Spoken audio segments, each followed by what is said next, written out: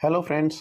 आज हम एक मेडिकल नेग्लिजेंस केस के बारे में बात करेंगे जहां इशू रिलेटेड है डेंटल ट्रीटमेंट से।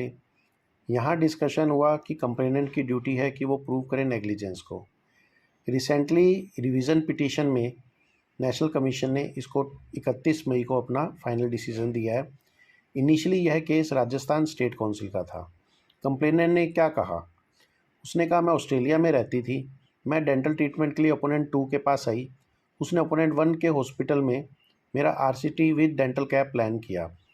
टुकड़ों में इन्होंने मुझे कई बार बुलाया और कई बार इन्होंने कुछ कुछ करके चार्जेस लेते गए, लेकिन इन्होंने मुझे कभी भी कंसोलिडेटेड बिल नहीं दिया। इन्होंने मुझे ढंग से इलाज नहीं किया और जैसे ही मैं ऑस्ट्रेलिया गई, जाते ही मुझे दोबारा कैपिंग करानी पड़ी, जिसकी कॉस्ट 6760 रुपीज़ मेरी लगी। तो इन्होंने क्लेम किया नेग्लिजेंस के लिए 26,000 के round with litigation cost. Defence में डॉक्टर ने कहा कि आरसीटी जो थी वो स्टार्ट हुई 21/3/2014 को और हमने क्राउन प्लेस किया 27 को। 236 का हमने ये ट्रीटमेंट किया था। लमसम बिल जो हमने पेशेंट से लिया था लगभग 12,000 के आसपास हमने लिया था और जैसे ही जिस दिन ट्रीटमेंट ख़त्म हुआ है उसी दिन हमने लमसम बिल इशू कर दिया था और बिल बुक का नंबर था 898। मई में वो हमारे पास आई कि आप बिल को रेज़ कर दो 20,000 तक और ट्रीटमेंट की डेट्स भी चेंज कर दो, जो मैंने रिफ्यूज़ कर दी। इसलिए इन्होंने कंप्लेंट अपनी मर्ज़ी से बना के डाल दी है। कोई भी ट्रीटमेंट में डेफिशिएंसी नहीं हुई।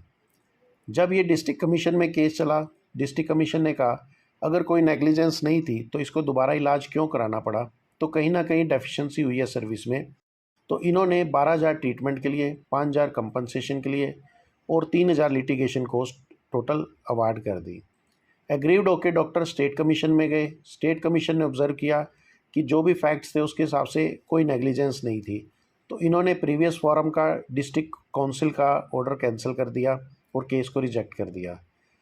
पेशेंट पार्टी ने अब रिवीजन पिटीशन जो नेशनल कमीशन के आगे लगाई, उन्होंने कहा डॉक्टर ने कोई भी ऐसा मेडिकल एविडेंस नहीं दिया है जो प्रूव करे कि उन्होंने हमारा ट्रीटमेंट प्रॉपरली किया है।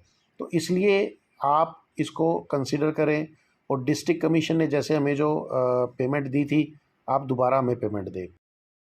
नेशनल कमीशन के आगे जब इशू था वो ये था कि कोई डेफिशिएंसी हुई है ट्रीटमेंट में या बिल देने में। तो नेशनल कमीशन ने बहुत से केस, पुराने केसेस की रेफरेंसेस ली, जिसके अकॉर्डिंगली कुछ वर्ड्स थे कि डॉक्टर को नॉर्मल एक रीज़नेबल स्किल और केयर देनी चाहिए हर पेशेंट को। कभी भी मिसहैप होता है तो ये एक टेंडेंसी है कि हर कोई डॉक्टर को ब्लेम करता है कि डॉक्टर ने गलत किया है, और कोर्ट को हमेशा डॉक्टर की नेग्लिजेंस देने से पहले बहुत ध्यान से उनको ये डिसीज़न देना चाहिए। इन सब वर्डिंग को इस केस पे इन्होंने डालते हुए ये देखा कि कंप्लेनेंट ने कोई भी ऐसा प्रूफ प्रोड्यूस नहीं किया है जो ये एस्टेब्लिश करता हो कि डॉक्टर ने अपनी ड्यूटी प्रॉपरली नहीं की है। तो इसलिए केस को डिस्पोज ऑफ कर दिया, ख़त्म कर दिया and the doctor win. Take home message की बात करें फ्रेंड्स, कोई भी डॉक्टर को कंज्यूमर कोर्ट में सू किया जा सकता है। बहुत से डॉक्टर सोचते हैं कि मैं होम्योपैथी का डॉक्टर हूँ, मैं आयुर्वेदिक डॉक्टर हूँ, हमें सू नहीं हो सकते। ऐसा नहीं है। आप किसी भी फील्ड के डॉक्टर हैं, आप सर्विस दे रहे हैं, आपको सू किया जा सकता है। चाहे आप डेंटिस्ट हैं, चाहे आप फिजियोथेरेपिस्ट हैं, हर किसी को जो एक सर्विसेज दे रहा है वो बिल्कुल एक सर्विस प्रोवाइडर है और कंज्यूमर प्रोटेक्शन एक्ट में आता है। हमेशा ये कंप्लेनेंट की ड्यूटी होती है कि वो प्रूव करे कि कहीं कैसे मेडिकल नेग्लिजेंस हुई है। जैसे कि इसी केस में कंप्लेनेंट सिर्फ उसने कुछ फैक्ट्स बना दिए, कुछ बातें बना दी, लेकिन नेग्लिजेंस कहाँ हुई है ये प्रूव नहीं कर पाया। कोई भी ट्रीटमेंट होता है, no treatment is 100% sure. No treatment 100% outcome की गारंटी कोई भी ट्रीटमेंट नहीं देता है। तो जब 100% आउटकम की गारंटी नहीं दे रहा कोई भी ट्रीटमेंट, तो वो आपको प्रूव करना पड़ेगा कि ये कहाँ पे डॉक्टर ने ड्यूटी ऑफ केयर में ब्रीच किया है। और कभी भी आप कोई भी काम करें तो हमेशा इट्स बेटर कि आप बिल इशू ज़रूर करें। अगर आप बिल इशू नहीं करते तो वेरियस फॉर्म में भी प्रॉब्लम हो सकती है। इवन इनकम टैक्स में भी आपके अगेंस्ट कंप्लेंट की जा सकती है। Thank you friends.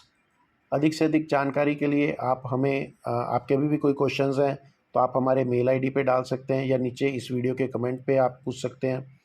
इस वीडियो को अधिक से अधिक लाइक और शेयर एंड सब्सक्राइब करें ताकि लॉ के वर्ड हर डॉक्टर को पता हो और वो अपनी प्रैक्टिस आराम से कर सके। Thank you friends.